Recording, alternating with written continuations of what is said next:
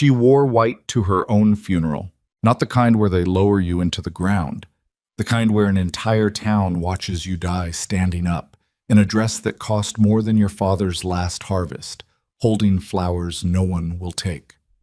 Lyora Ashcombe stood at the altar of Crestfield's only church, while the minutes stretched into something unbearable, and every person in those pews slowly understood what she was only beginning to accept. He wasn't coming, not late, not delayed, gone. A folded note passed hand to hand through the crowd like an apology for a dinner party. That was all Edmund Voss left behind. 24 years old, and her entire life had just been canceled by a messenger. If you've ever been left behind by someone who was supposed to stay, this story is for you. Watch until the end.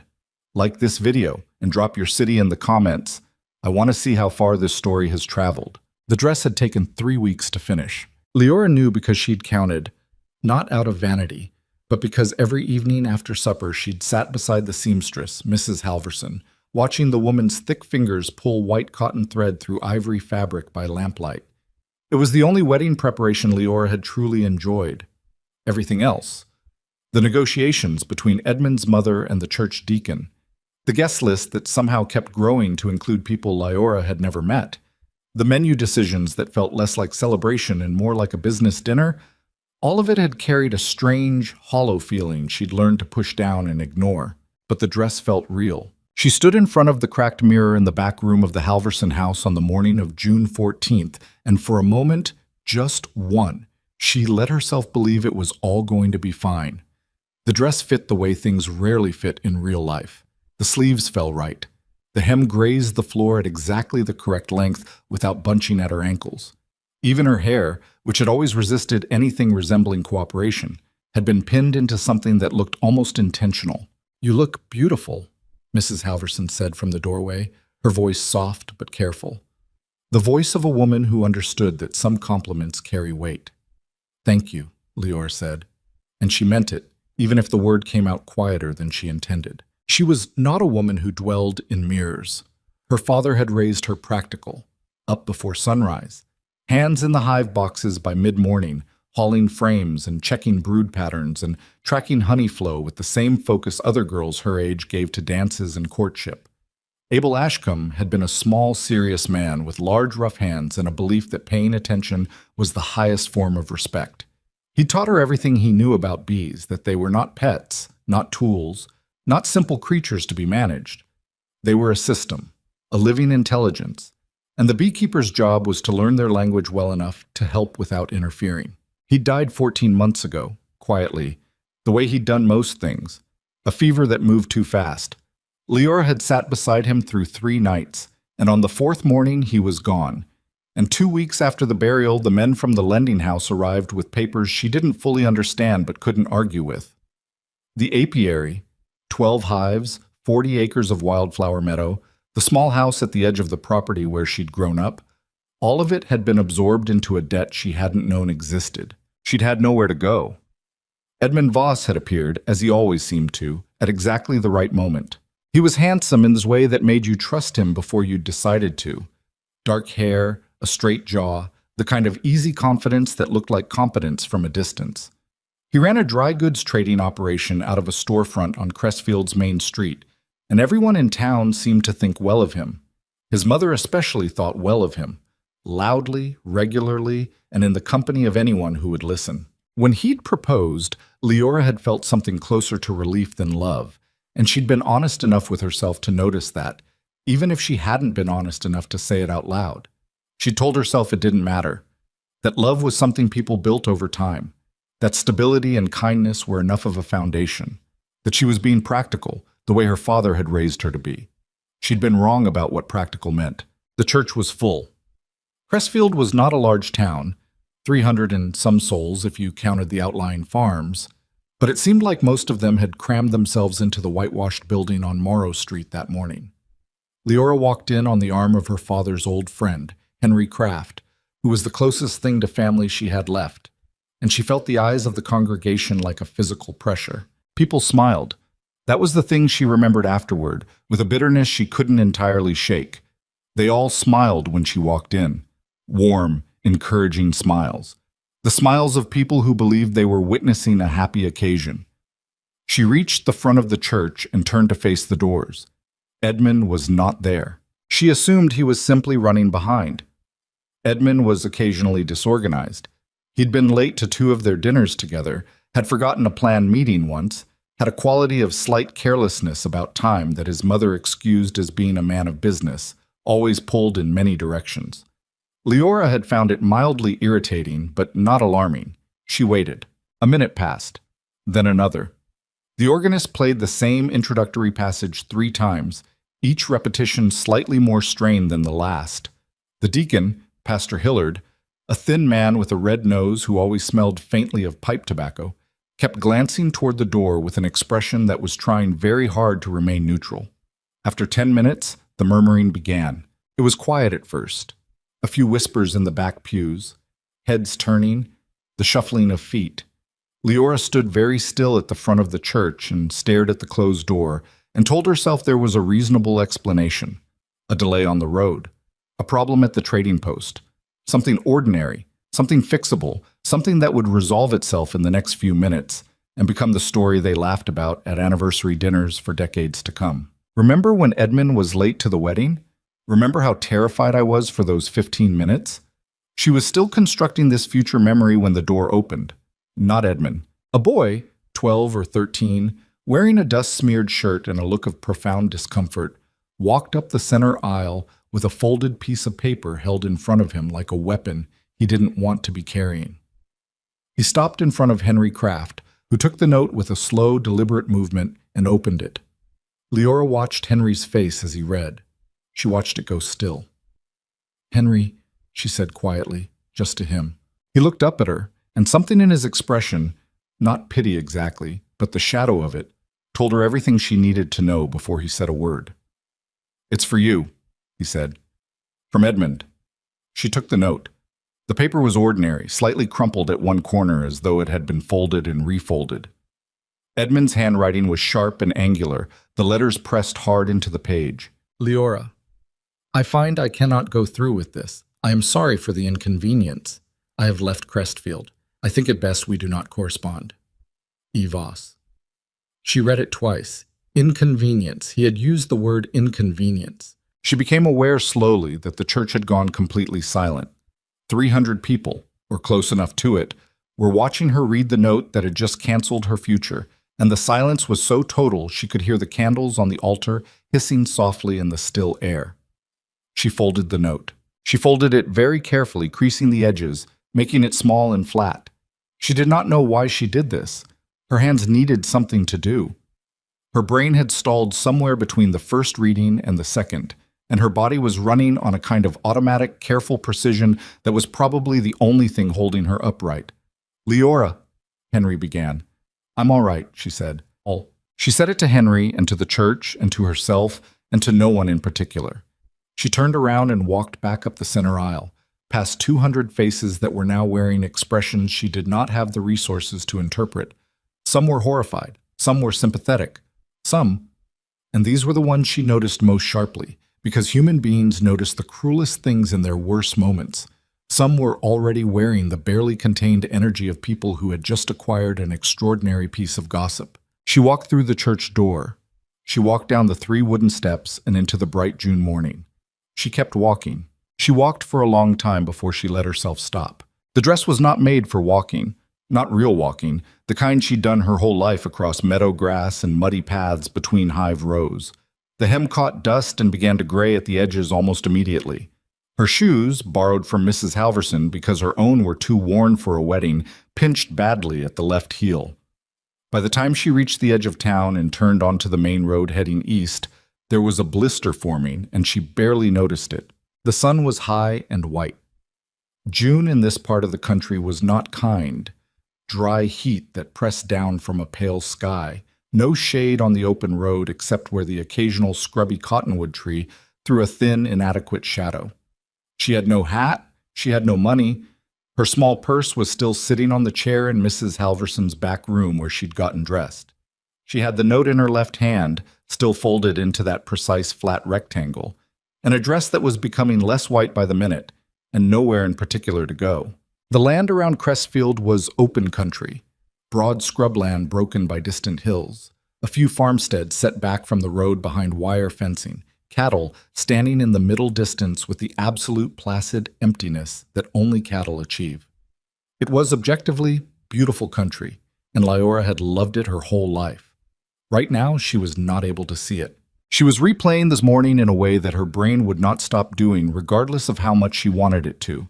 The dress being finished, the mirror, the walk up the aisle, 10 minutes. She'd stood there for 10 minutes. She'd stood there and waited and constructed hopeful explanations while an entire town watched her be abandoned, and now she stopped walking. Not because she'd decided to, but because her legs simply paused, the way a person's body sometimes insists on taking stock before the mind is ready. She stood in the middle of the road and looked at the folded note in her hand, and felt something move through her that wasn't quite grief, and wasn't quite rage, and wasn't quite humiliation, but was some ugly combination of all three that didn't have a proper name. I find I cannot go through with this. She opened her hand and let the note fall. The paper caught a small gust of dust wind, tumbled twice, and came to rest against the dirt of the road. She stared at it for a moment, then she walked on and left it there. She walked until the afternoon began to cool and her heel was bleeding inside Mrs. Halverson's borrowed shoe, and the dress had moved from ivory to a dusty gray beige that bore no resemblance to its original color. She walked until the road dipped into a shallow hollow between two low hills, and the cottonwood trees thickened along what might have been a seasonal creek bed, and the shade was suddenly real and heavy and welcome. She sat down on the edge of the road, not elegantly. Her legs simply gave the project up, and she sat in the dust with her wedding dress spread out around her like a collapsed sail, her back against a fence post, and she put her face in her hands. She did not cry. She wanted to. There was pressure behind her eyes and a thickness in her chest that ordinarily preceded tears, but nothing came. She sat there in the hot dust beside a road she hadn't planned to be on, and felt something worse than crying, a kind of hollowed-out stillness, as though all the feeling had gone somewhere she couldn't reach it. The apiary was gone. Her father was gone. The house where she'd grown up was someone else's property now, and the one future she'd arranged for herself, the practical, sensible, sufficient future, it had been folded into a small piece of paper and delivered by a 12-year-old boy in a dust-smeared shirt. She had, to the best of her knowledge, nothing. She heard the wagon before she saw it, the creak of wheels on dry road, the slow, steady rhythm of a horse that wasn't being pushed, not hurrying anywhere. The sound came from behind her, from the direction of town, and she was suddenly, painfully aware of how she must look. A woman in a filthy wedding dress sitting in the dust at the side of the road like something the frontier had simply discarded. She considered getting up and walking away before the wagon reached her. She had enough dignity left to feel that impulse. But her legs declined to cooperate, and the wagon was moving steadily, and within another minute it had slowed alongside her and stopped. She looked up. The man on the wagon seat was not what she expected, though she couldn't have said what she was expecting. He was somewhere in his mid-30s, she guessed, lean in the way that came from work rather than appetite, with sun-darkened skin and forearms that looked like they were made of rope. He had dark brown hair that needed cutting, a few days of beard that wasn't quite intentional, and a face that was not exactly handsome, but was the kind of face you found yourself looking at and then not wanting to stop looking at, because it was a face that appeared to be engaged in some ongoing quiet act of thought. He was looking at her, not with shock or amusement or pity, with an expression she couldn't immediately categorize. Something careful, something that was paying attention without deciding what to make of things yet. The silence stretched for several seconds. "Do you have anywhere to go?" he asked. That was all. No performance of courtesy, no obvious calculation about how to handle the situation, no attempt to cushion or frame the question. Just the plain fact of it, offered into the air between them. She should have been irritated. She was a stranger on a road, not a lost dog. But the question was so completely without pretense that she found she couldn't manufacture irritation. She looked at him and thought, this man actually wants to know the answer. "No," she said. He nodded, as though this confirmed something he'd already considered. His horse, a plain bay, older, with the easy patience of an animal that had worked hard its whole life without complaint, shifted its weight and twitched an ear at a fly. "I run an orchard," he said, "about 4 miles east. Apple and pear, mostly. It's not much. He paused. I'm Garrick Rowan. Leora Ashcombe. He looked at her dress, or rather, at what the dress had become over the course of her long walk. Then he looked at her face, and she had the uncomfortable sensation of being read accurately by someone who wasn't being rude about it. I'm not looking for charity, she said, before he could say whatever came next. I'm not offering it, he said. I'm short-handed. Have been for 2 seasons. She looked at him. What kind of short-handed? The kind where the orchard's dying and I can't figure out why fast enough to stop it. He held her gaze without apology or drama, just plain statement. Someone told me once it was a pollination problem. I don't know enough about that to fix it myself. Something shifted in her chest. Not dramatically, not the movie version of recognition, swelling and significant, more like a small latch clicking in the dark. What do you know about bees? She asked. For the first time, the corners of his mouth moved. Not quite a smile, but adjacent to one. I know I don't have any, he said. She looked at the road ahead, 4 miles east. She looked at her hands, the hands her father had taught to work hive frames before she was tall enough to see over the top of a brood box. She looked at the dust caked in the folds of the wedding dress that had cost more than she could afford and had bought her nothing. All right, she said. She stood up, somewhat less gracefully than she would have liked, and brushed what dust she could from the dress, which was a nearly pointless exercise but gave her hands something to do. The dress is going to be a problem, she said. I don't have other clothes. Mrs. Rowan left some things, he said. You're welcome to them if they fit. She almost asked, then didn't. There was something in the way he said left that didn't invite follow-up questions, and she was not, at this particular moment, in any position to be asking other people about painful subjects. She climbed up onto the wagon seat. They didn't talk much on the 4-mile ride. That suited her. The silence wasn't uncomfortable. It was the silence of 2 people who had both recently been reminded that words frequently failed to cover the ground they claimed to. The afternoon light softened and turned amber around the edges, and the scrubland gave way gradually to something greener where underground water gathered closer to the surface, and then the road curved around a low hill and the orchard appeared. It was not impressive. She would think about that later. How her first sight of it was not a beautiful revelation, but something more honest than that. The trees were planted in long, uneven rows on gently sloping ground, and they were struggling. She could see it from the road. The leaves were thin, the color wrong. A yellowish green that meant stress, probably drought compounded by something else. The grass between the rows had gone to stubble. Some branches showed a peculiar premature brittleness. It was an orchard that was losing an argument with the land it sat on. But it was also, she could see this too, underneath the struggle, an orchard with good bones. Old trees, deep-rooted. The kind of trees that had been there long enough to have opinions. The kind of land that remembered what it was supposed to do. She looked at it for a long moment as the wagon pulled up the lane toward a low wooden farmhouse. How long has it been like this? She asked. 3 years declining, Garrick said. Bad the first year, worse the second. This year I wasn't sure there'd be a harvest worth putting up. Have you had bees here before? My father kept 3 hives. They died out before I took the property over. He paused. That was 7 years ago. 7 years without pollinators, and 3 years of visible decline. The math was straightforward. The trees were starving for something that cost nothing except knowledge and patience. She felt the familiar, steady pull of a problem her skills were built for. I'll need equipment, she said.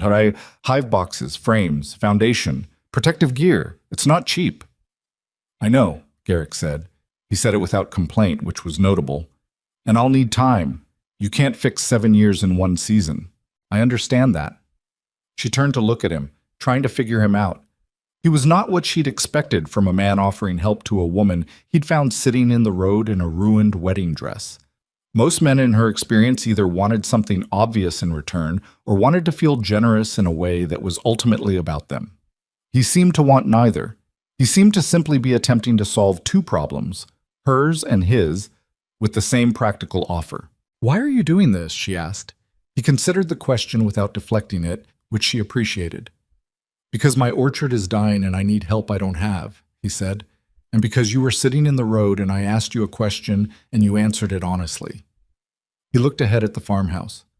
And my father used to say that people who answer honestly deserve an honest offer in return. She didn't know what to make of him. She wasn't sure she needed to yet. The wagon pulled to a stop in front of the farmhouse. The house itself was plain and somewhat worn. The porch needed attention, and one of the shutters on the east-facing window had lost a hinge and been wired rather than fixed. But it was solid.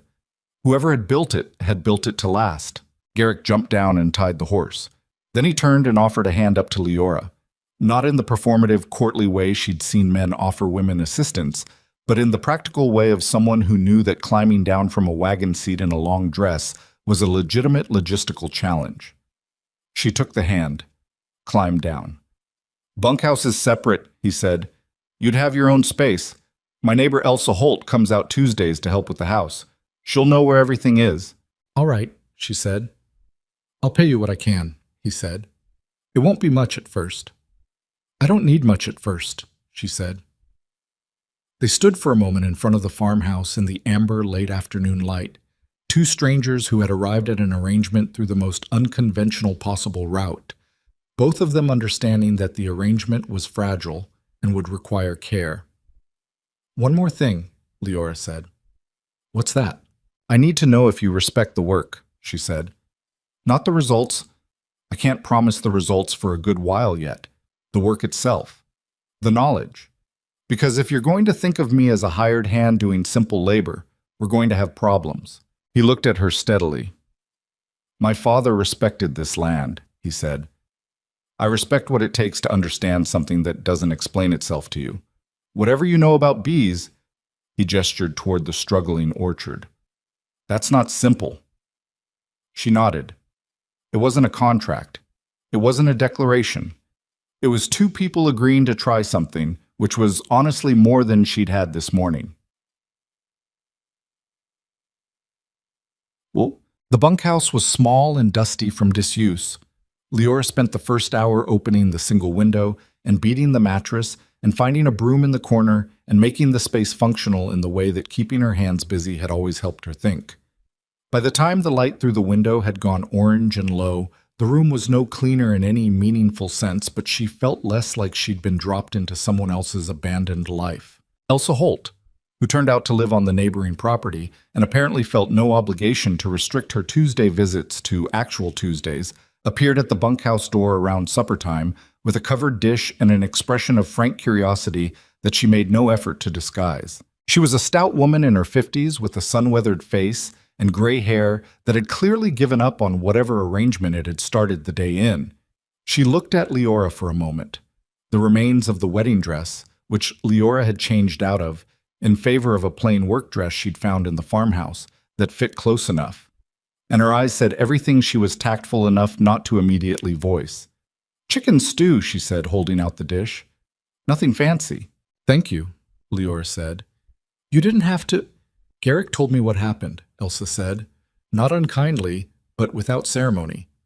"Or what he knew of it, which wasn't much. He said you were a beekeeper." "My father was," Leora said. "I worked with him my whole life." "What happened to the apiary?" "Debt," Leora said simply. Elsa nodded. She had the manner of a woman who had accumulated enough experience that simple explanations for bad situations did not surprise her. "You're going to hear talk," she said, "from town, about what happened this morning. People around here love a story." "I know," Leora said. "Some of it won't be kind." "I know that too." Elsa studied her for another moment. Then something in her expression shifted. Not softened exactly, but opened slightly, the way a door does when someone decides the person on the other side is worth admitting. "Well," she said, "you'll hear some talk about Garrick too while you're at it, about his wife. Her name was Caroline. She passed 3 years ago. Fever, same as took a lot of people that winter. He hasn't been the same since, which is expected. Some people think he's given up on the orchard on purpose. I don't." She paused.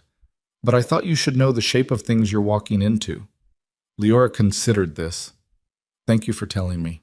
Elsa set the dish down on the small table beside the bed. "Eat something," she said. "You look like you've been walking all day in the wrong shoes." "I have been," Leora said. "Then eat and sleep, and tomorrow things will look at least a little different." She moved toward the door. "They might not look better, but different When she was gone, Leora sat on the edge of the narrow bunk with the bowl of stew and ate in the quiet. Outside the small window, the orchard was visible in the last light, those struggling rows of trees going still and dark as the sun pulled itself below the western hills. She looked at them for a long time. 7 years without bees. She thought about what that meant, about what happened to a living system when you took out a piece it needed. About the way her father had explained, when she was small enough that she sat on his knee to listen, that a bee and a flower had been making the same deal for longer than anyone could measure, that they had shaped each other over so many thousands of years that neither could quite manage without the other anymore. They need each other, he'd said. Not because someone told them to, because they figured it out. She scraped the bottom of the bowl clean and set it aside. She was 24 years old. She had been publicly humiliated in front of most of the people she knew. She had no money, no home that was hers, no family left. She had arrived at a stranger's farm in a ruined dress and arranged to sleep in a bunkhouse and eat borrowed food. She had also, unless she was badly wrong, just looked at a problem she knew how to solve. It wasn't everything. It wasn't close to everything, but it was a start. And starting had always been, her father taught her, the only part that was entirely within your control. She lay back on the narrow bunk and looked at the rough ceiling boards and let herself think about hive placement, about which direction the orchard rows ran relative to the prevailing wind, about where the water source was, because bees needed water close, about how many colonies she'd need to start with, and what she'd find when she opened the land up to their particular kind of attention. Her hands were steady. They'd been steady, she realized, since she'd climbed up onto Garrick Rowan's wagon. The shaking, the thing behind her eyes and in her chest that had threatened to come apart all afternoon, had quieted when she'd had something real to think about. That was something her father had told her too. Bees don't care what happened to you, he'd said. They only care what you know and how you show up. So know your stuff and show up right, and they'll work with you. She closed her eyes. Outside, the orchard stood dark and still and waiting. In the morning, she would begin. She didn't know yet, couldn't know, that the beginning of something genuine rarely feels like a beginning at all. It feels like survival, like putting one foot in front of the other when you have nowhere particular to be putting your feet. The becoming comes later, quietly, without announcement, the way a hive builds itself in the dark, before anyone thinks to look. But that's the thing about bees, they build anyway. The first thing Leora did the next morning was walk the orchard alone. Not with Garrick, not with any explanation or ceremony.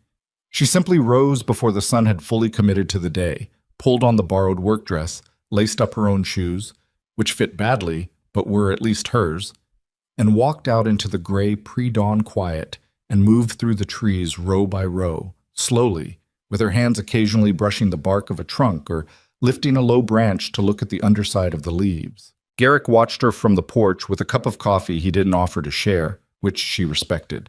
He seemed to understand that this was not a social exercise. She spent 2 hours in the orchard before she came back. He was still on the porch. The coffee was long gone, but he hadn't moved, and she had the impression he'd been waiting not out of impatience, but out of the particular stillness of a man who had learned to wait for things that mattered. "Well," he said. "Your soil's all right," she said. "Better than all right, actually. There's good moisture retention from the slope, and the root systems on the older trees are deep enough that they're not dying of thirst." She paused. "But there's nothing working the blossoms, nothing carrying pollen tree to tree. Whatever your father's 3 hives were doing, they were doing more than anyone realized, and when they died, the orchard didn't collapse immediately, it just slowly stopped being able to do what it's supposed to do." Garrick looked out at the trees. "How long before we'd lose them completely?" 2 more bad seasons," she said. "Maybe 3 if the weather is kind, but the decline isn't going to reverse on its own." He was quiet for a moment. "What do you need?" 8 hive boxes to start," she said. "Frames, wax foundation, entrance reducers. A smoker. Mine went with the apiary. Protective gear for both of us, because I'm going to need help moving equipment, and I won't have you getting stung to death in the first week." She'd thought through the list lying on the bunk before dawn, running it twice to make sure she hadn't forgotten anything obvious.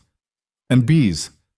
I'll need to source nucleus colonies, nukes they're called, from a reputable supplier. There's a man named Decker about 30 miles south who I know is reliable. My father bought from him twice. That's a significant outlay, Garrick said. Not complaining, calculating. I know. And I told you yesterday, you won't see results this season. The colonies need time to establish. The trees need a full bloom cycle with proper pollination before you'll notice the difference in the fruit set.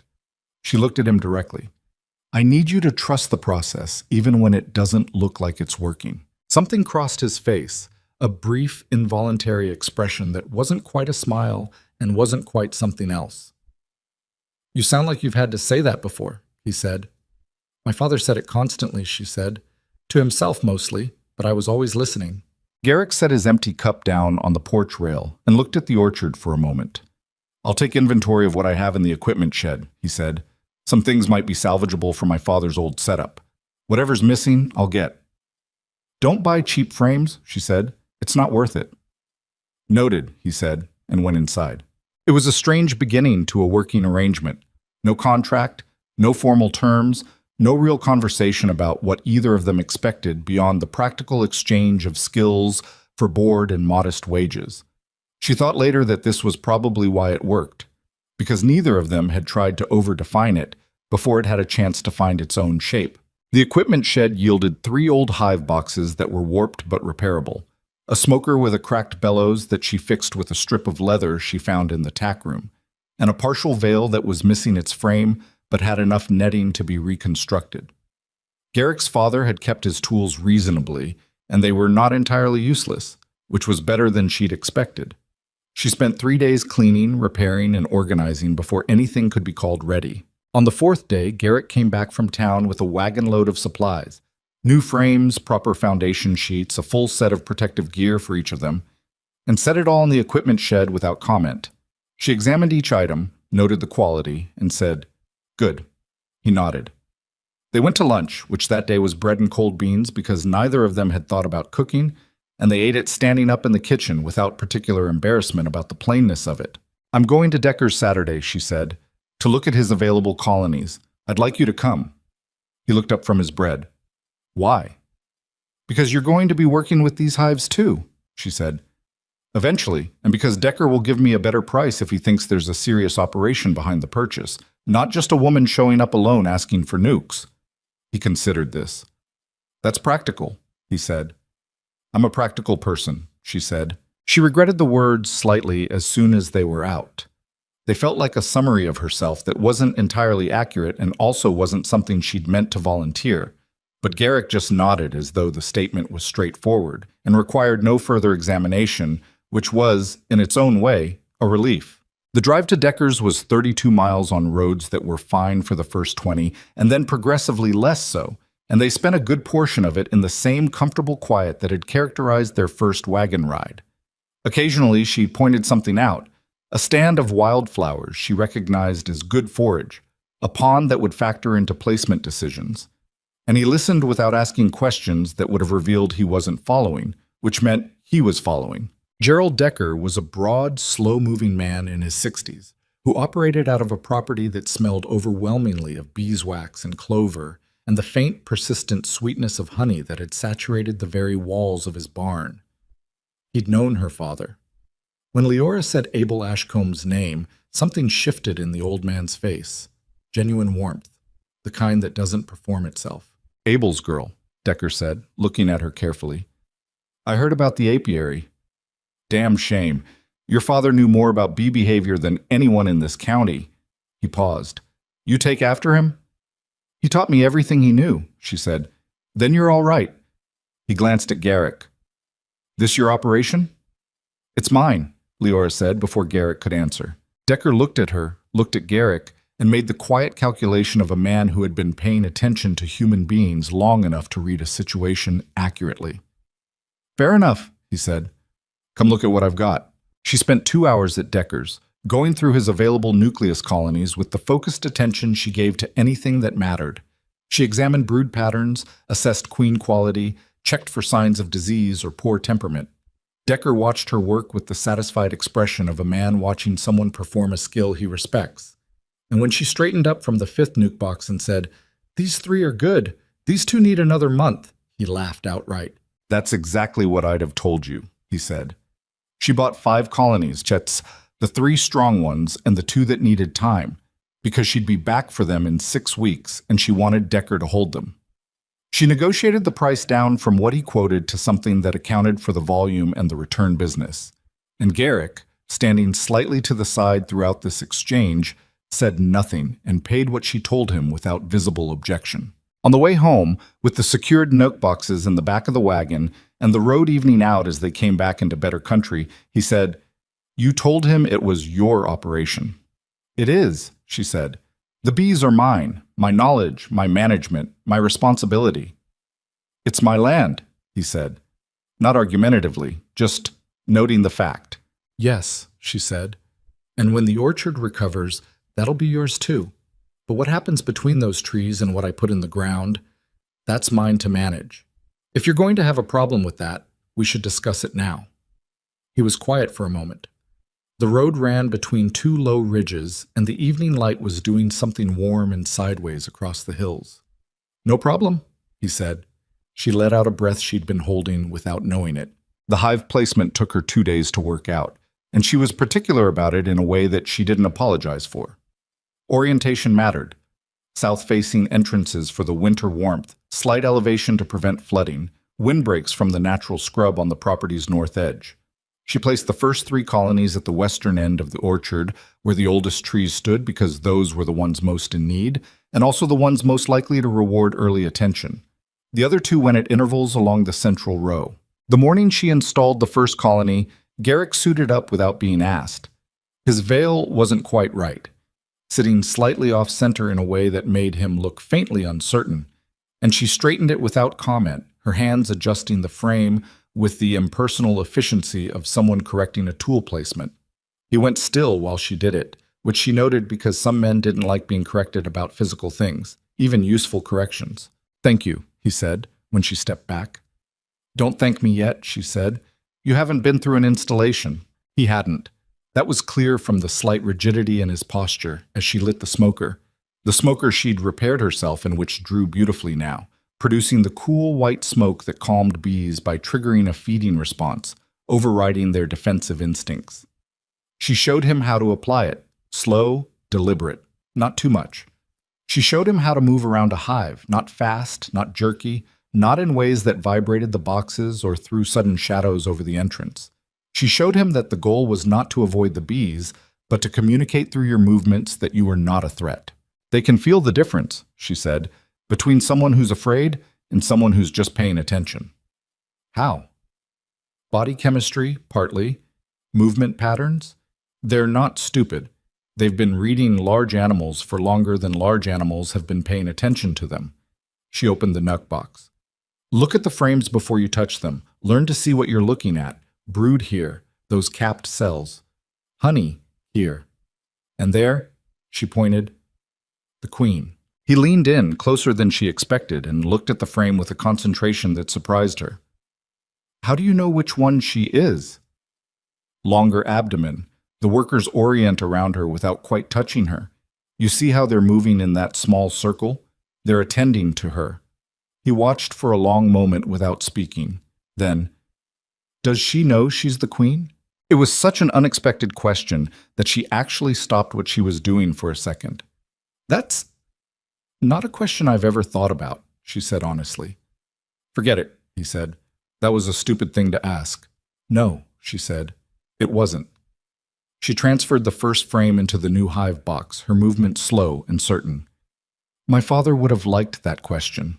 They worked through the morning in a kind of concentrated quiet that felt, by the end of it, like something they'd been doing together for longer than 4 days.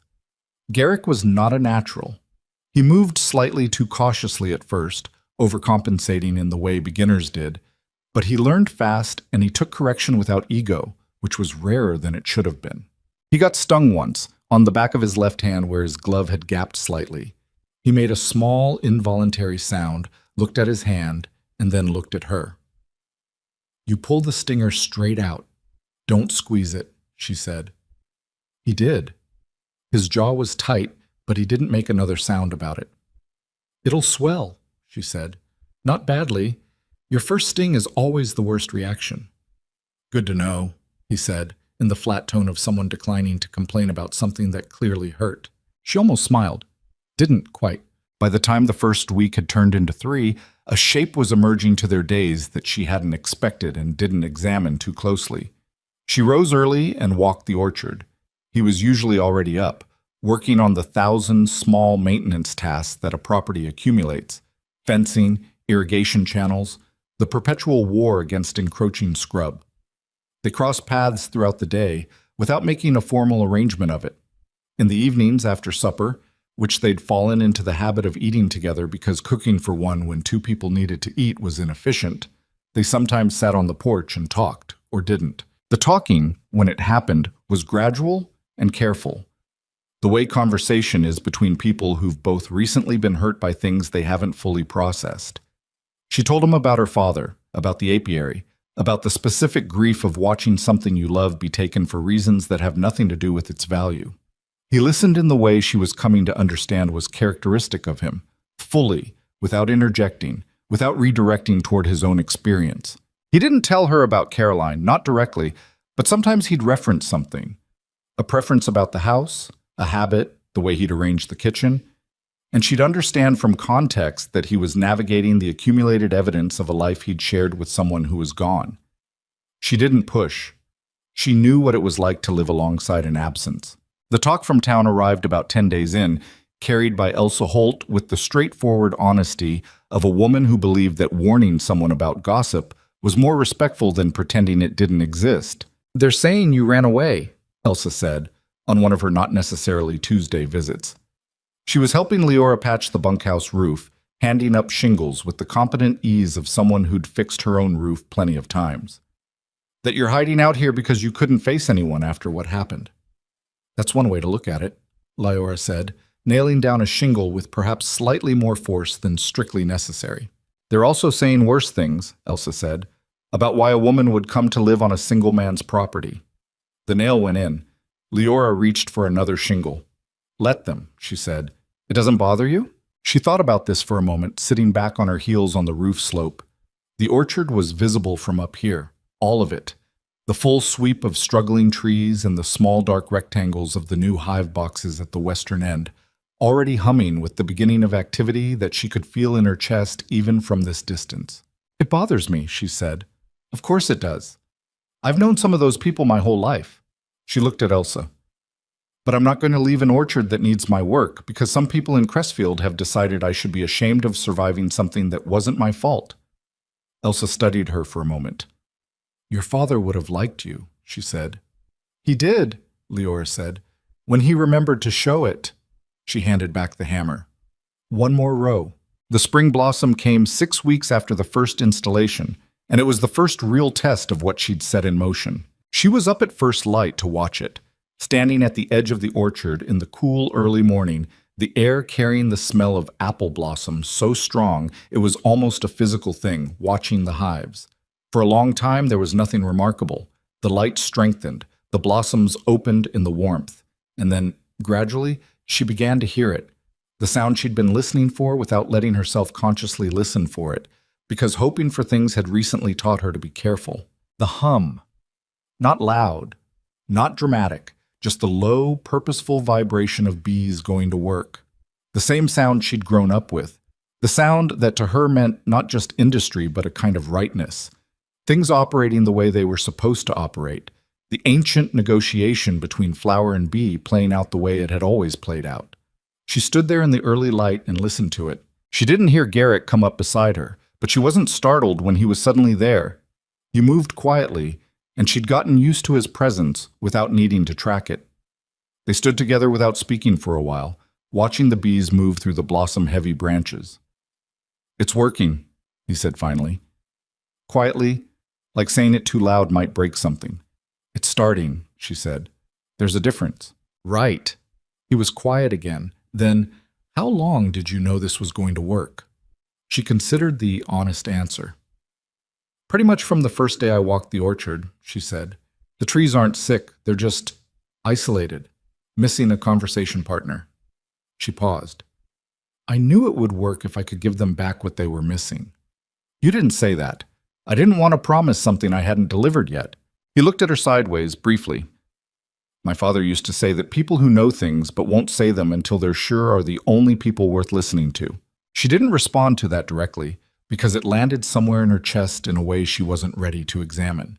Instead, she watched a single bee work its way along a branch, moving from blossom to blossom with the efficient, unhurried attention of something that understood exactly what it was doing and had no energy to waste on anything else. That was the thing about bees, she thought. They didn't perform their purpose. They didn't need acknowledgement for it. They simply did the work because the work was necessary, because the relationship between what they needed and what the flowers needed had been worked out between them long before anyone was watching.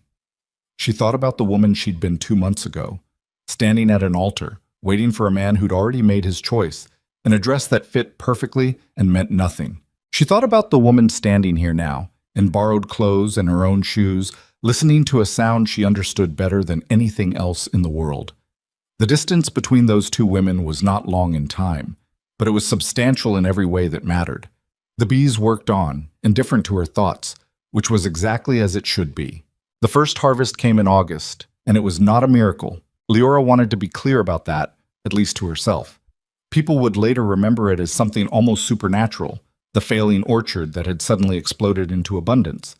But the reality was more complicated and less romantic than the story would eventually become. The fruit set was improved, noticeably, in the sections of the orchard nearest the hives. The apples in the western rows were heavier and more uniform than anything Garrick had pulled from those trees in years. But the eastern end was still struggling, the 2 nuke colonies she'd placed there in late spring not yet strong enough to work the full canopy. And there were trees that bore almost nothing, older ones, stressed in ways that would take more than one good season to undo. She told Garrick all of this while they were picking side by side in the early morning before the heat built, hauling full crates to the wagon at the end of each row. He listened to her honest accounting without trying to reframe it into something more triumphant. "It's better," he said. "It's better," she agreed. "It's not fixed." "How many more seasons?" 2, maybe 3 for the full orchard. If we expand the hive count this winter, I want to go to 12 colonies by spring. And if I can get those eastern trees properly supplemented, we should see something closer to the orchard's actual capacity by year 3. He hoisted a full crate onto the wagon with the particular movement of a man who'd been doing physical labor long enough that he'd stopped noticing it. "Year 3, he said, flat, not objecting, just absorbing. "You asked," she said. "I did." He picked up another empty crate. "What's the orchard's actual capacity? If everything's working right?" She'd thought about this. She'd looked at the tree density, the soil, the slope, the water retention, the total acreage. She'd done the math twice. "More than you've produced in the past 5 years combined," she said. "Possibly more than your father ever produced." He stopped walking for a moment. Not long, just a pause in which she could see him processing the size of what she'd just said. Then he picked up the crate and kept moving. "All right," he said, 12 colonies. That was the thing about working with Garrick Rowan. She was slowly learning. He didn't perform reactions to information. Good news or bad news arrived, and he absorbed it and adjusted and moved forward. She'd grown up around her father, who was similar, a man of practical processing rather than emotional announcement. And she found this quality in Garrick settling in a way she hadn't anticipated. After Edmund, who had been all performed confidence and surface warmth, there was something deeply reassuring about a man whose internal weather and external presentation matched. She didn't examine that thought too carefully. She had enough to manage. The harvest brought visitors, buyers from the market town of Alderley, 20 miles east, who arrived to look at what Garrick Rowan's orchard was producing and came away with more than they'd expected to purchase. Word traveled the way word does in country, where everyone knows everyone's business, and the arrival of a better apple is genuinely notable. By the end of August, 2 merchants had placed advance orders for the following year's crop at prices Garrick had never been offered before. Elsa was on the porch when the second merchant drove away, and she sat with Leora in the cooling afternoon and said, without preamble, "People are starting to ask about the beekeeper." Leora glanced at her. "What kind of asking?" "The curious kind, mostly. Some of it respectful." Elsa paused. "And some of it is Constance Voss." The name landed like a stone dropped into still water. Leora kept her face even. "What about her?" Constance Voss was Edmund's mother, a woman Leora had met perhaps a dozen times during the courtship, always in the context of dinners or planning meetings in which Constance had managed to be simultaneously generous and controlling, the kind of hostess who made you feel welcomed and assessed in the same breath. She was a prominent figure in Crestfield, which was to say she was a woman with opinions and the social position to ensure those opinions circulated. "She's telling people," Elsa said carefully, "that you came out here because Garrick Rowan had money and you needed somewhere to land after Edmund left." The flatness of it, the specific shape of the cruelty, how precisely it was aimed, sat in Leora's chest for a moment before she answered. "That's almost true," she said, "except for the money part, which is laughable, and the part where I actually do something useful instead of just sitting here." "I know that," Elsa said. "Most people with sense know it. But Constance has a particular talent for making sure her son's decisions don't look like his fault," Leora said. "Yes, I noticed that during the engagement." Elsa looked at her with the expression of someone reassessing an estimate upward. "You don't say much about him." "There's not much to say." Leora set down the cup she'd been holding. "He was afraid of something. I still don't know exactly what. Maybe he realized he didn't actually want to marry me. Maybe he found a better opportunity. Maybe he just panicked and ran. The note he left had exactly one feeling in it, and that feeling was relief that he didn't have to explain himself to my face." She paused. "What I think about, mostly, isn't Edmund. It's that I was willing to marry someone I didn't love because I was scared. That's the part that bothers me." Elsa was quiet for a moment. "You were 24 and homeless and your father had just died," she said. "That's not weakness. That's arithmetic." "Maybe," Leora said, "but I knew. I knew the morning of the wedding, standing in front of that mirror, and I walked up the aisle anyway." "And he's the one who walked away," Elsa said. "Not you." It was a distinction Leora had been slowly learning to hold on to, in the small hours of the night when the bunkhouse was quiet and her mind went looking for things to gnaw on. She had not run. She had not broken her own promise. Whatever had been insufficient about that situation, it had not been her commitment or her honesty. She was still working out what to do with that. The second season, the following year, the full cycle from winter preparation through spring blossom through harvest, was when things began to genuinely shift. She expanded to 12 colonies over the winter as planned, sourcing 4 more from Decker and establishing 2 new ones from splits she took from her strongest hives in late March. The splitting process required a kind of focused nerve that she'd learned young, finding the old queen, separating her into a new box, trusting the remaining colony to raise a new queen from the eggs she'd left behind. There was always a period of several weeks where the split colony was without a mated queen and the whole enterprise felt precarious, like a conversation where you'd said something irreversible and were waiting to see how it landed. Garrick watched her work a split one afternoon in early April, suited up and standing at the angle she'd taught him, not directly in the flight path, not casting a shadow over the entrance. And when she'd finished and stepped back, he said, "How do you know they'll raise a new queen? What if they don't?" "They will," she said. "They have everything they need, fertilized eggs, nurse bees, the instinct to do it. They've been raising queens longer than anyone has been watching them do it." "But what if something goes wrong?" "Then I intervene," she said. "I introduce a mated queen from another source, but I give them the chance to manage it themselves first, because they usually do better when they're not being managed too tightly." She pulled off her gloves. "The worst thing you can do with bees is open the hive too often. They need time to work without someone second-guessing them." He was quiet for a moment in that way he had, where she'd learned to tell the difference between him having nothing to say and him having something he was deciding whether to say. "That sounds like good advice for more than bees," he said finally. "My father said it was good advice for most things," she said. He was probably right. The spring blossom that second year was different in a way that was difficult to articulate but immediately apparent to anyone paying attention. The sound was the first thing. The hum from the orchard was audible from the farmhouse now, a persistent undertone to the mornings that Garrick told her, one breakfast, he'd started listening for specifically. The blossom itself was heavier, the trees putting out more than they had the year before, as though they were responding to the knowledge that the conversation they'd been missing had been restored.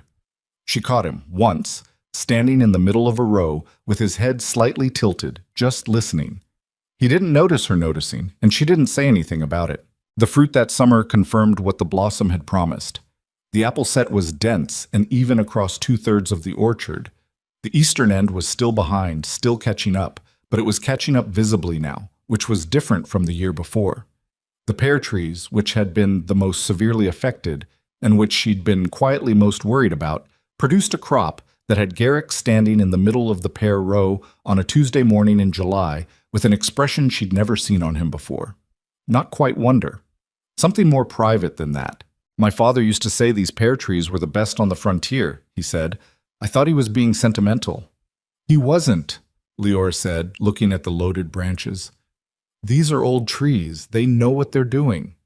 He reached up and pressed his hand against the bark of the nearest trunk. An unconscious gesture, the kind people make when they want to confirm something is real. She looked away because it felt private. The merchants came back in numbers that August, and they brought others. The advance orders for the following year doubled what they'd been.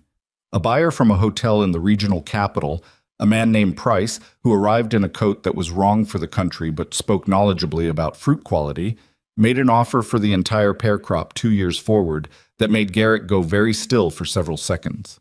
"You'll need to talk to my orchard manager," Garrick said, which was the first time he'd used that phrase, and Leora, standing 3 feet away, felt it register somewhere in her chest in a way she noted and then set aside. Price turned to her. He was a brisk, assessing man who clearly hadn't expected the orchard manager to be a young woman in work clothes with dirt under her fingernails and a bee sting swelling on her left wrist from that morning's inspection. He recalibrated visibly. Not rudely, but noticeably. "Miss, Ashcombe," she said. "Leora Ashcombe." "The beekeeper," he said, and something in his tone shifted to a cautious respect that she recognized as the kind men produced when they'd underestimated something and been surprised. "I've heard your name." "Have you?" she said. It wasn't quite a question. "From Decker, mostly. He says you're the best he's seen since your father." Price glanced at the orchard around them, at the loaded trees and the faint audible hum from the hive yard. "Looking at this, I'd say his assessment was generous, but not wrong." She named a price for the forward contract that was higher than what Price had offered. There was a pause. "That's aggressive," Price said. "That's accurate," she said. "You've seen the fruit. You know the quality. You're not making this trip and this offer because you found something ordinary." Another pause. Price looked at Garrick, who looked back at him with the steady, unreadable expression he deployed when he was, in fact, waiting to see what happened. "Agreed," Price said. He put his hand out. She shook it. After Price left, Garrick was quiet for a long time. Through the walk back to the farmhouse, through the washing up, through most of supper. She'd learned not to crowd his silences. They were usually productive.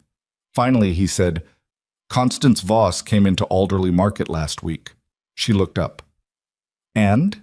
She told the Merkel brothers, they run the grain exchange, that this place was getting too big for what it was. He looked at his hands. She said that a woman who'd been thrown over at the altar had no business running a serious orchard operation. The grain exchanged slow, uncomfortable. What did the Merkel brothers say? They told her they'd just bought a forward contract on Rowan Orchard apples at the best price they'd seen in 5 years. A pause. And that they didn't much care who the orchard manager was, as long as the fruit was what it was. She looked at him. There was something in his face, something he was containing, that she thought might be satisfaction, except that Garrick Rowan contained his satisfaction so thoroughly that they rarely achieved expression. "Good," she said. "Constance wasn't finished," he said. She said. He stopped, looked at her. It doesn't matter what she said. "Tell me." He was quiet for a moment. She said you had designs on the property, that you'd positioned yourself here deliberately, that the whole thing was calculated. The words sat between them on the kitchen table. Leora picked up her fork, put it down again, and thought about Constance Voss, about a woman whose son had written inconvenience in a note left for the woman he'd promised to marry, and who had apparently decided that the best use of her considerable energy was to make sure the wrong person felt the shame of that. "Garrick," she said. "Yeah. I need you to know something." He looked at her and his face was very careful. The face of someone who understood that what came next was important and was not going to interrupt it. "I came here because I had nowhere to go," she said. "That's the truth. You asked me a question and I answered it and you made a fair offer. And I took it because I didn't have options." She held his gaze. "What I've built here, what I've done with this orchard, that's real work. That's my father's knowledge and my own labor and 4 years of getting up before sunrise and caring about something because it deserves to be cared about, not because of this property, not because of you." She paused. "I need you to know the difference." The kitchen was quiet. Outside, the last of the day was fading from the sky, and the orchard had gone still and dark in the way it did at the end of a long summer day, and she could just barely, if she was listening for it, hear the low settling sound of the hives going quiet. "I know the difference," Garrick said. His voice was even, but there was something under it, something careful and held. "Good," she said. "Then Constance Voss can say whatever she likes." He nodded slowly. "She's going to keep talking." "People like her always do," Leora said. "But you can only be damaged by a lie if you let it define the conversation. I don't intend to." She picked her fork back up. He picked his up. They finished supper. Later, much later, when she was back in the bunkhouse and the night had fully settled, she lay awake and thought about what she'd said, and what he'd said, and the space between them in the kitchen where something had almost happened and then hadn't. She wasn't naive enough to pretend she didn't feel it. She wasn't reckless enough to let herself build anything on it. There were too many reasons. The arrangement between them, the careful balance of respect and practicality they'd established, his quiet, ongoing grief for Caroline, her own raw and recent wound, to allow herself to follow that thread anywhere. She turned over on the narrow bunk and stared at the wall and told herself to be patient, that she'd spent 2 years learning to read bees, to understand that good timing was everything, that what you wanted and what you were ready for were not always the same thing, that some things needed to develop in their own time. Outside, the third season was already beginning to gather itself. In the strengthening colonies, in the improving soil, in the deep-rooted trees that were slowly remembering their capacity. The orchard did not know about Edmund Voss or Constance Voss's opinions, or the careful geography of distance Leora maintained between herself and the one person she'd come to trust entirely. It just kept working, the way living things do, with the dogged, undramatic persistence of something that has decided to keep going. She closed her eyes. In the morning, she would check the eastern colonies. She wanted to see how the new queens were laying. She wanted to see if the brood pattern on Hive 7 had improved the way she suspected it had. There was always, she'd found, something to go back for. The Harvest Festival was Crestfield's largest annual event, and in the 3rd year of Leora's work at Rowan Orchard, it was also the first year anyone suggested the orchard should have a proper stall. It was Elsa's idea, which meant it arrived not as a suggestion, but as a fait accompli. Elsa had already spoken to the festival committee, already reserved a corner spot near the main lane where the foot traffic was best, and arrived at the farmhouse on a Wednesday morning in late September to inform them of these facts with the cheerful authority of someone who has already made a decision on your behalf and is confident you'll be grateful. "You have the best fruit in the county," she said, setting a pot of coffee on the table without being asked. "People should see where it comes from. And the honey. Leora, you have 7 varieties now. You should be selling that honey." Leora looked at Garrick. Garrick looked at his coffee. "She's not wrong," he said. "I know she's not wrong," Leora said. She stopped. The honest version of the sentence was, "I haven't been back to Crestfield since I walked out of that church." She hadn't said it out loud to either of them, but she suspected they both knew it. She'd found reasons to stay on the property or go to Alderley or Decker's when supplies were needed.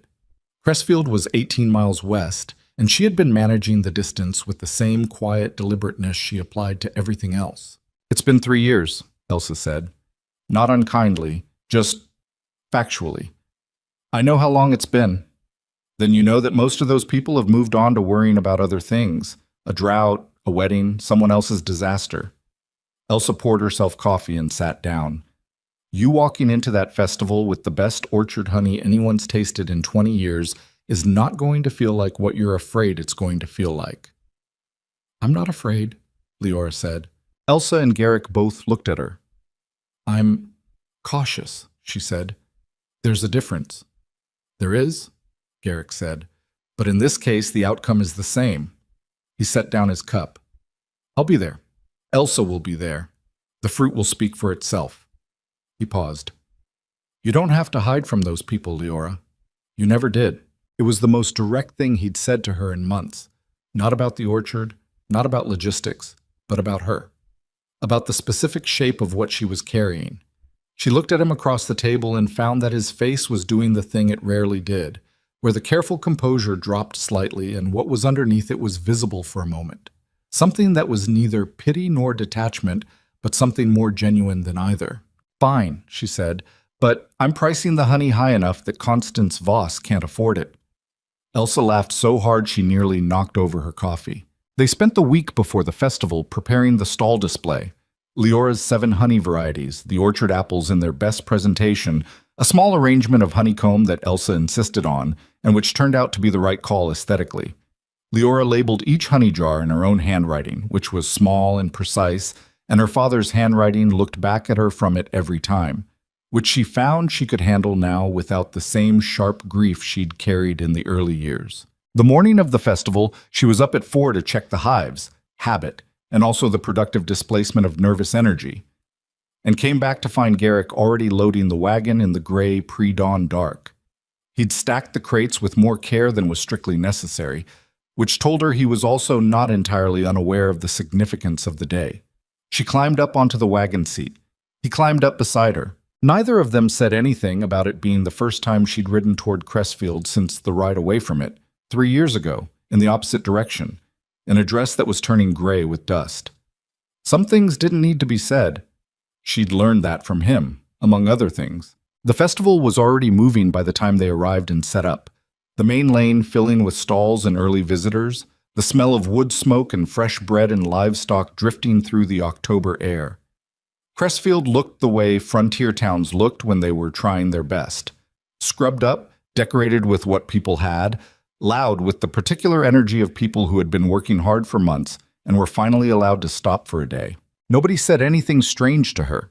That was the first thing she noticed.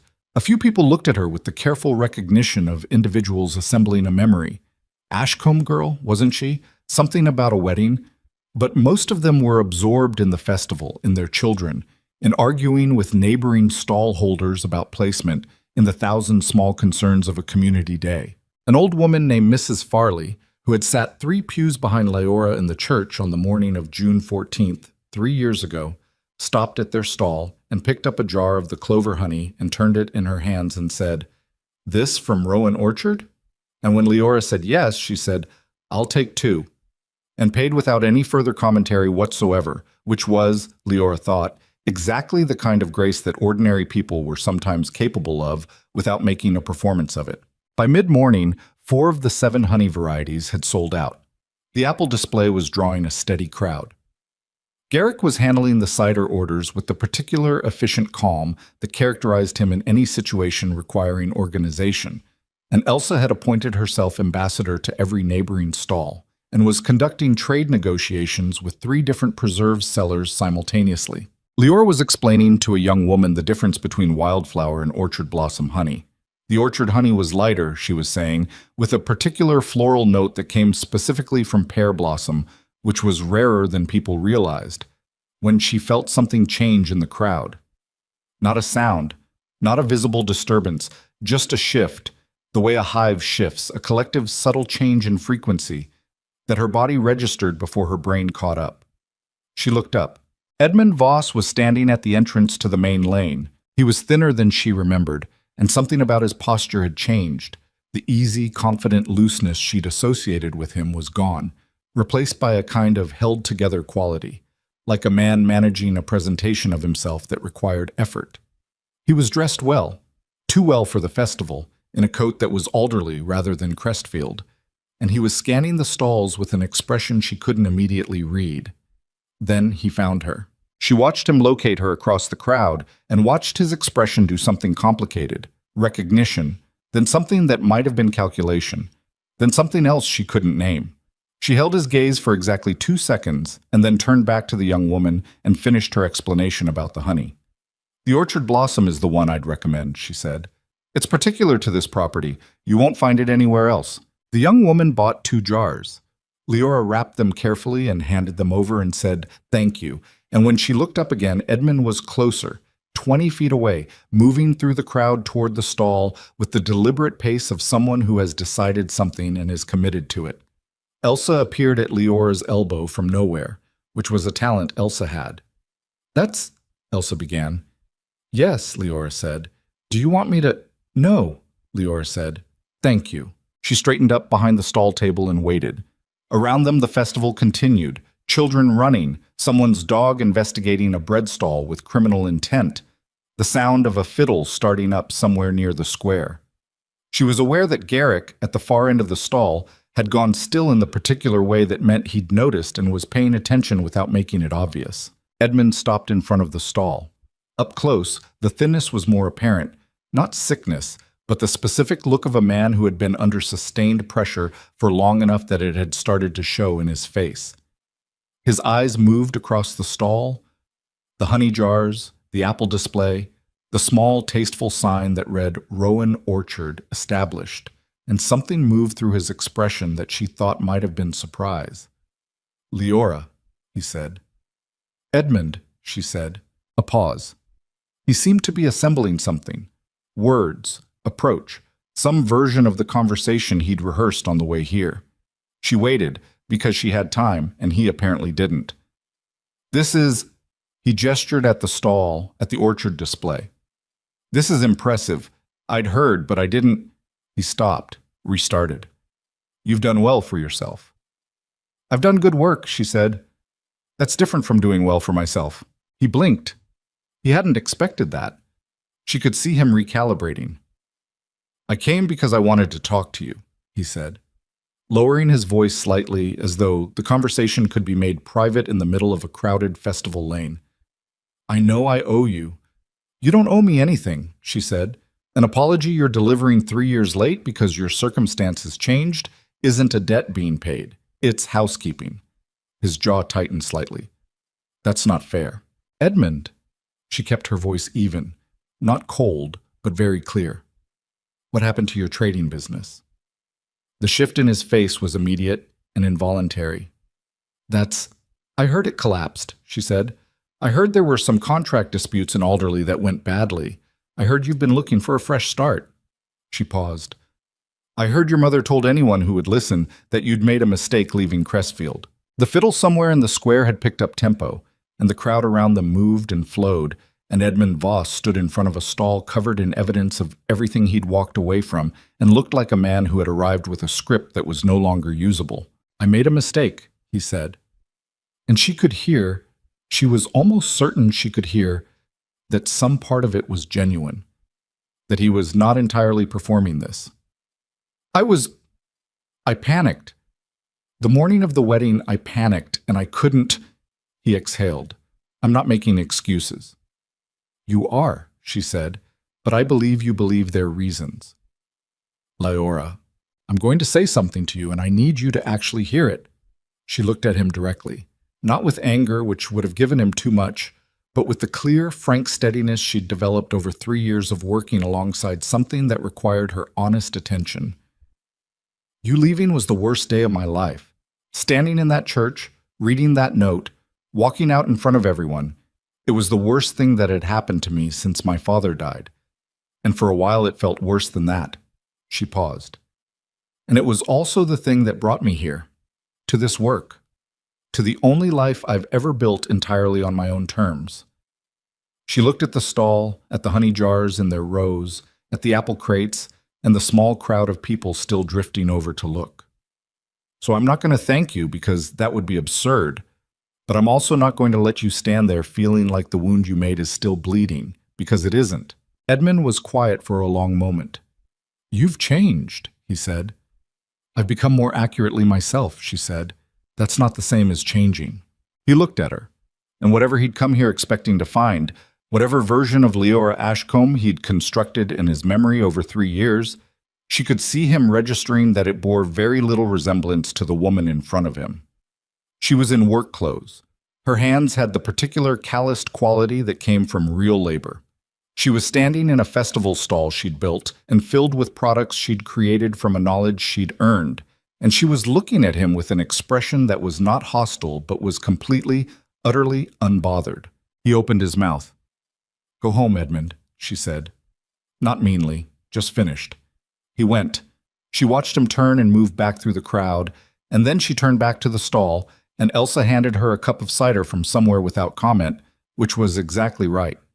It was Garrick who spoke, after the next customer had come and gone, and the crowd had thinned slightly around them in the early afternoon lull.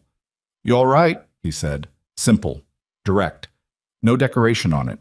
"Yes," she said, and was surprised to find she meant it completely. Not as a performance of composure, not as the refusal to admit weakness that she'd sometimes confused for strength in herself, but as a plain, accurate statement of fact. She was all right. The meeting she'd been unconsciously dreading for 3 years had arrived and passed, and the ground under her feet was exactly where she'd left it. "What did he want?" Garrick asked. "To feel like he hadn't ruined something irreplaceable," she said. "And?" "I told him he hadn't." She picked up the next honey jar that needed relabeling and looked at it. "Because he didn't. He just redirected it." Garrick was quiet for a moment. "That's generous." "It's accurate," she said. "I'm not feeling generous toward Edmund Voss. I'm feeling accurate." She set the jar down. "There's a difference." He looked at her with an expression that she'd cataloged by now, the one where something was happening behind his eyes that his face was declining to fully announce. She'd spent 3 years learning the map of him the way she'd learned the map of the orchard.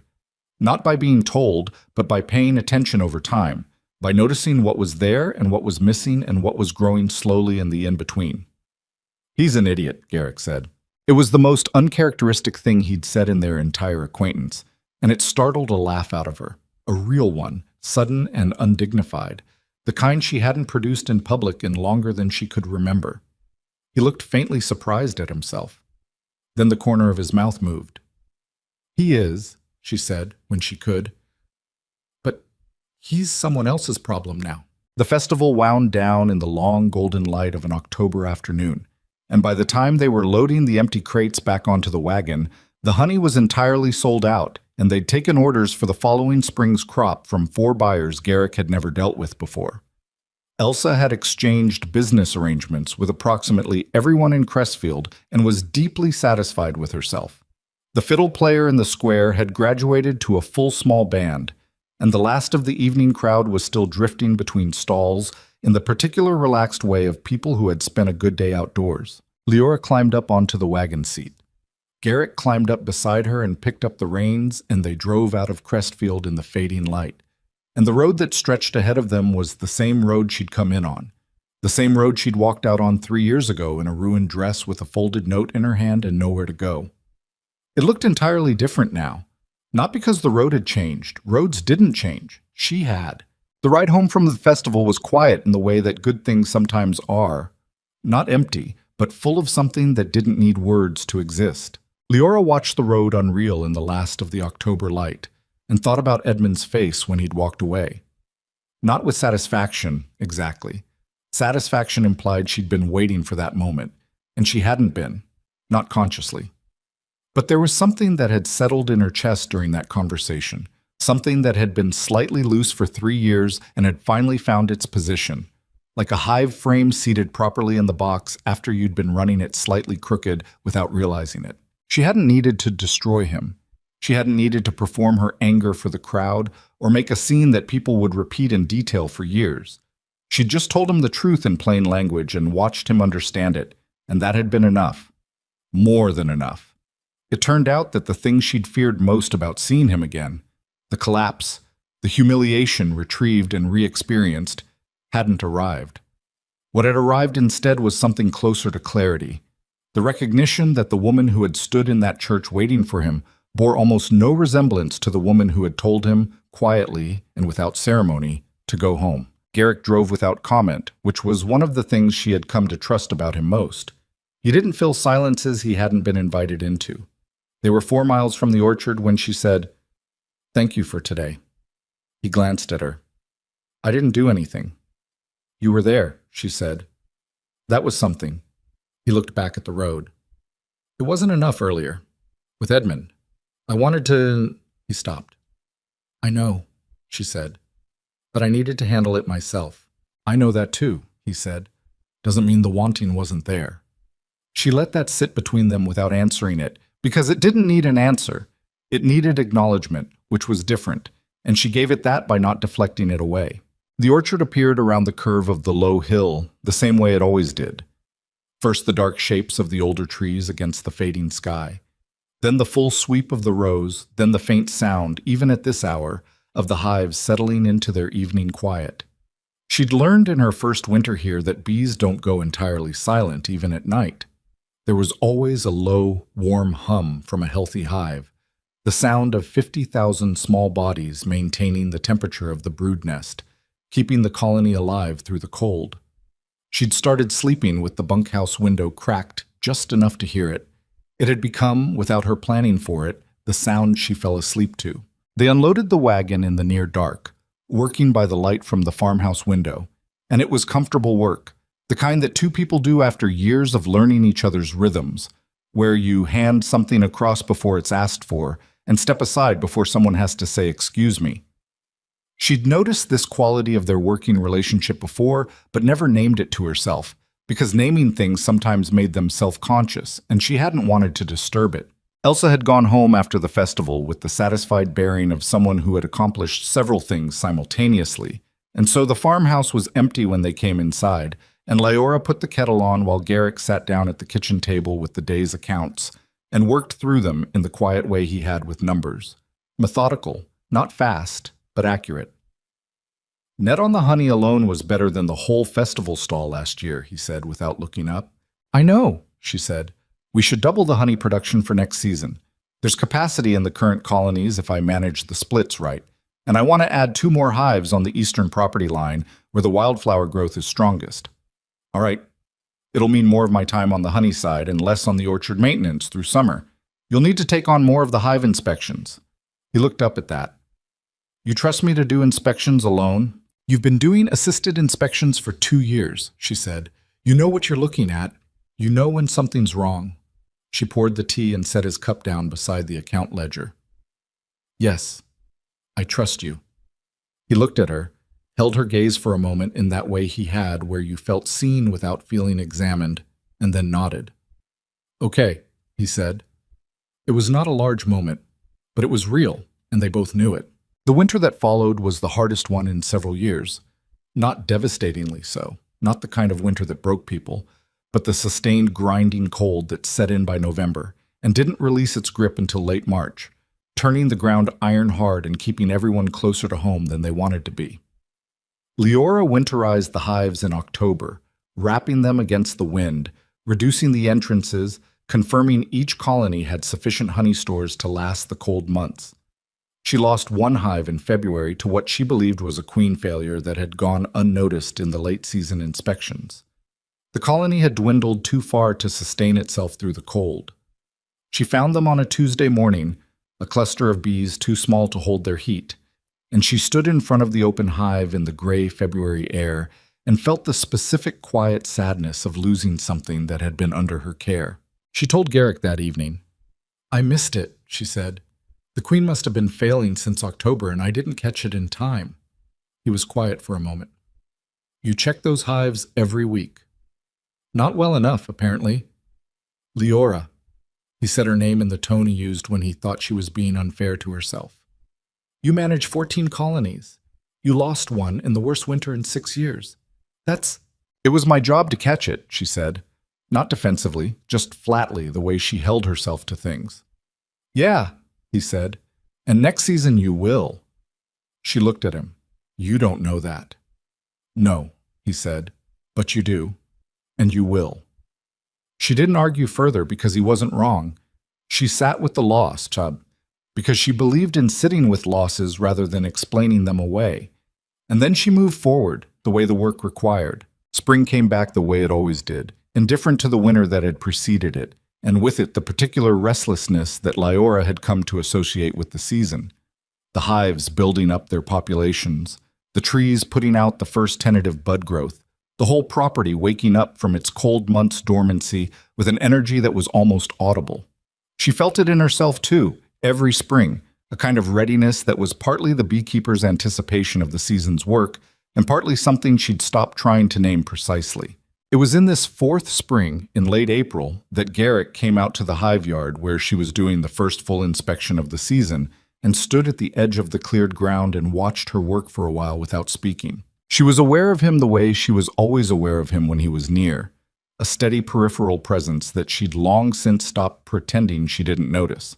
She finished the frame she was examining, replaced it carefully, closed the hive, and turned around. He had his hands in his pockets, which was the posture he adopted when he was working out how to say something. "There's something I want to say to you," he said. She pulled off her gloves. "All right." He was quiet for a moment, not the comfortable working quiet she knew, but a different kind, the kind that had weight in it. "I've been working out how to say this for a while," he said, "and I'm not good at this kind of thing, so I'm just going to say it plainly." "That's usually best," she said. He looked at her. "When I found you on that road 3 years ago, I thought I was solving a practical problem. 2 problems, actually, yours and mine. And I told myself that was what it was. For a long time I told myself that." He paused. "And then somewhere along the way, I stopped being able to tell myself that. And I didn't do anything about it, because you were—" He stopped, restarted. "You were building something, you were becoming something, and it wasn't my place to get in the way of that." She stood very still. "I watched you handle Edmund yesterday," he said. "I watched you stand there and say exactly what needed to be said, and not one word more, and I thought—" His jaw moved slightly. "I thought, there she is. That's who she is now, and she doesn't need me to rescue her or provide for her, or—" He exhaled. "She doesn't need anything from me except maybe what I actually want to offer her, which is just myself. Whatever that's worth." The hive yard was quiet around them. 14 hives, all healthy now, all working. The apple trees at the near end of the orchard were in full blossom, the smell of it heavy in the morning air, and the sound, that particular low persistent hum she'd been rebuilding for 3 years, was everywhere at once. "Garrick," she said. "I'm not finished," he said. "I need to say this whole thing or I'll lose my nerve." She almost smiled. "Sorry, go ahead. Caroline was—" He stopped, looked at the ground for a moment. "She was a good person, and I loved her, and losing her was the worst thing that's ever happened to me. And for a long time after that, I thought the orchard dying was what I deserved. Like I wasn't taking care of it, and it was going to go because that was appropriate, because things were supposed to go." He looked up. "And then you showed up and started arguing with my orchard and winning, and something in me that had been deciding to quit started changing its mind." He paused. "I know that probably sounds like I'm grateful. I'm not saying this because I'm grateful." "What are you saying?" she asked, quietly. "I'm saying I love you," he said. "Not because you saved the orchard, not because you're useful or capable or any of those things, though you are all of those things, because you're you. Because you ask the right questions and don't need to be managed, and you told Gerald Decker the bees were yours with complete calm, because they were yours, and you told Edmund Voss to go home like it was the simplest thing in the world." He looked at her steadily, and the careful composure she'd spent 3 years learning to read was fully open now, nothing held back. "Because I've been paying attention to you for 4 years, and everything I've noticed has made me more certain than the thing before it." She looked at him for a long time. Here was the thing she'd been honest with herself about, in pieces, over the last 2 years. In the bunkhouse at night, in the quiet of the hive yard in the mornings, in the kitchen across the table when he said something that landed somewhere she wasn't expecting. She had not let herself want this. Not because she didn't feel it, because she'd been so thoroughly dismantled by the last time she'd organized her future around another person that she'd quietly, carefully, placed everything she valued in her own hands and kept it there. Work, knowledge, purpose, self. She'd built something real and solid and entirely hers, and she'd been not afraid of Garrick exactly, but careful of him. Careful of the feeling. Careful of what it meant to trust the shape of someone's character after you'd been wrong about it once. But she had not been wrong about Garrick Rowan. She'd known that for a while, and the knowing had been so steady and so quiet that she'd almost been able to pretend it was something else. "I have some things to say back," she said. "Okay," he said. When you asked me if I had anywhere to go on that road, I thought you wanted something, she said. I spent the first 2 weeks here trying to work out what it was, what you expected, what the real terms of the arrangement were. She looked at him. And slowly I realized there weren't hidden terms, that you just meant what you said.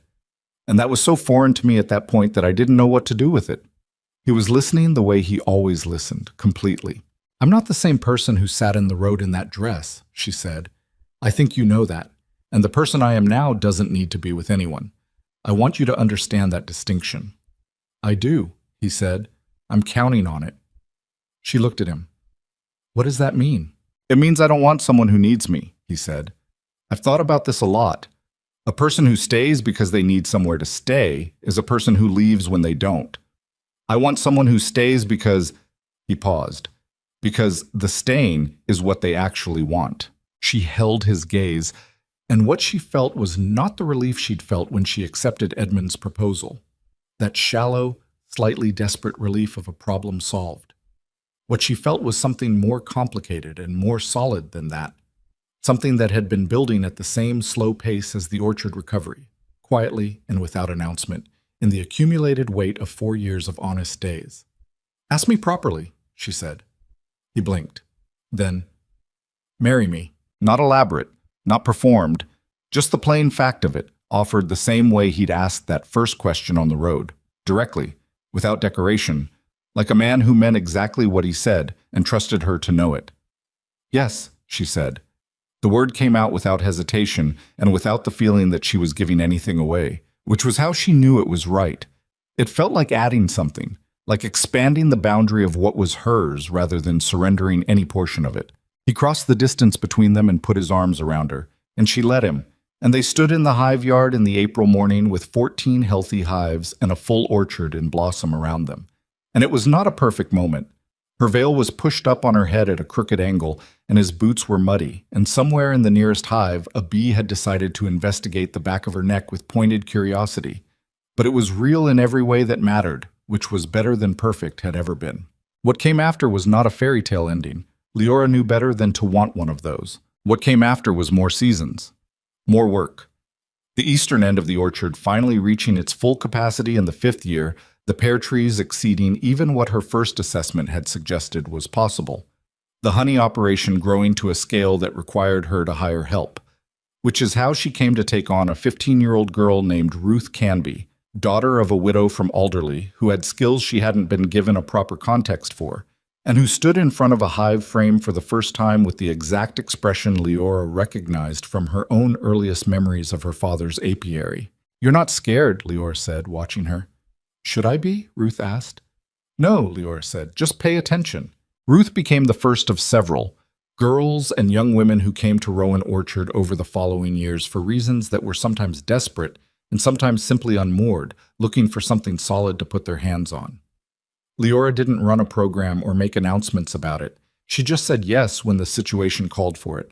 The same way a quiet man on a wagon had once said yes to a woman sitting in the road and taught what she knew with the same serious respect her father had given her, because she understood that knowledge passed on carefully was the most durable thing a person could leave behind. The community that had once been a source of gossip and careful avoidance became, incrementally, something different. Not all of it. There were still people in Crestfield who had opinions, and Constance Voss never entirely forgave the Frontier for failing to agree with her. But most people, Leora had found, were more interested in what you were doing than in what had happened to you. Most people, given time, evaluated you on the evidence available. The evidence at Rowan Orchard was substantial.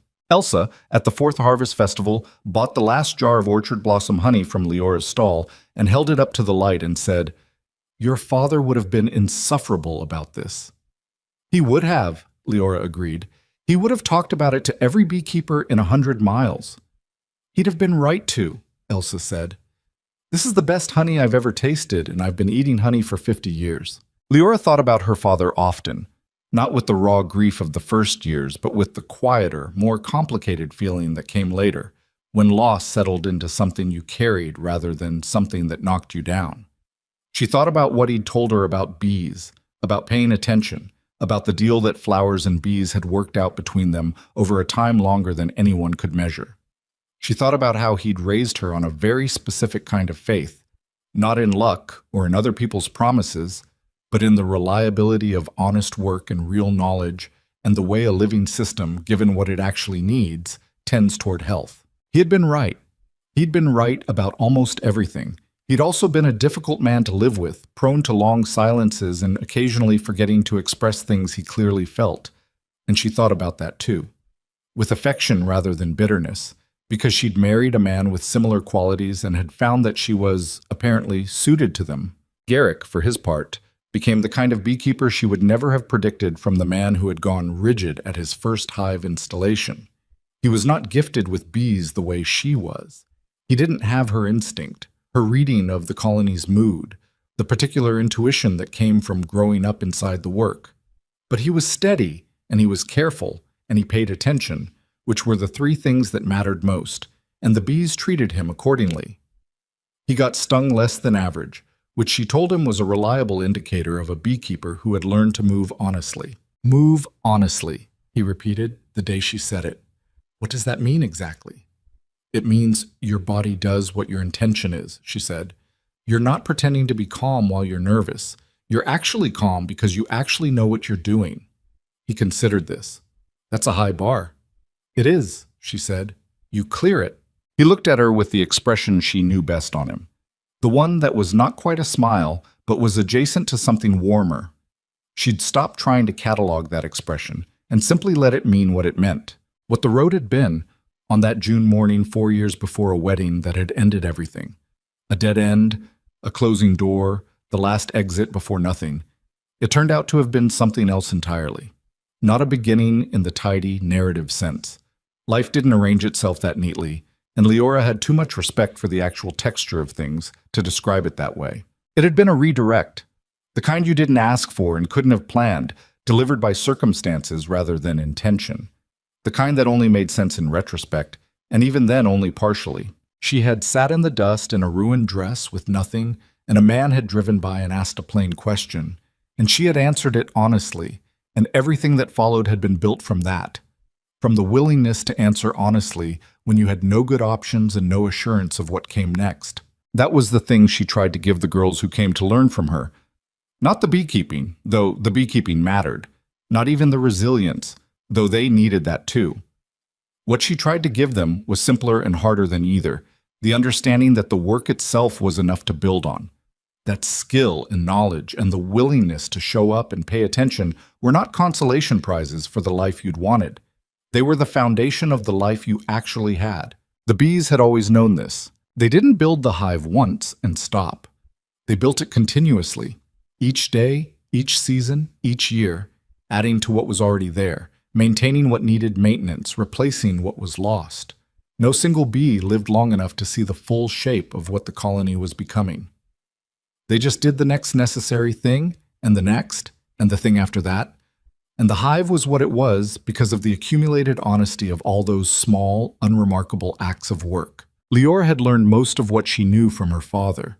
She had learned the rest from the bees. And on a late afternoon in the 5th October, the orchard at its full capacity now, the honey operation running, Garrick somewhere in the East Rows doing a pre-winter walkthrough, Ruth in the hive yard doing her first solo inspection with the focused intensity of someone who was becoming genuinely good at something. Leora stood at the edge of the property where the road passed, the same road she'd walked out on with nothing, and felt the hum of the place behind her. Not perfect, not finished.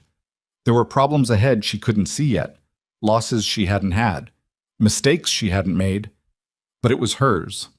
All of it, in the way that mattered. Not the legal way, not the sentimental way, but the real way.